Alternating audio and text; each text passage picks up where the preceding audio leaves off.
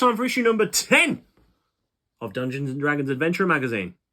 So, let's take a look inside. In issue number 10, we're covering some really useful things again. We're into part 2 of movement, and rather than just running and walking, we're actually looking at more complex things like swimming, climbing, and crawling. There's also, like last week, a really nice section for DMs this time. So we're looking at some really useful tips on role-playing NPCs. So if you need some help with that, there's a really nice section in here. In the character creation section, we're looking at equipment and some new sort of character backgrounds, including the Sage and the Charlatan.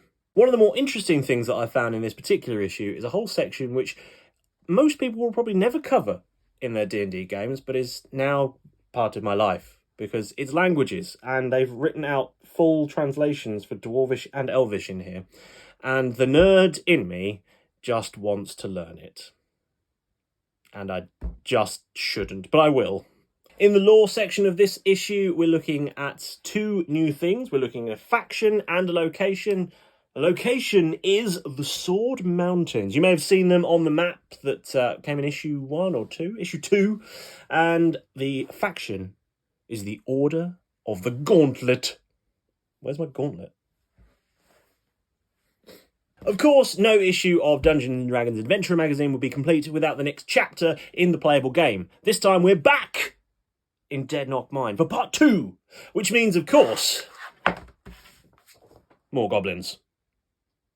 And my favourite part of every issue of Dungeons & Dragons Adventure Magazine is the awesome little extras that you get with it. This time, little is the key word, because they are teeny tiny dice, a full set of metal polyhedral dice that, I'm not a giant, these are just miniature. And they're quite satisfying to roll. You can't tell, but they've got a little weight to them.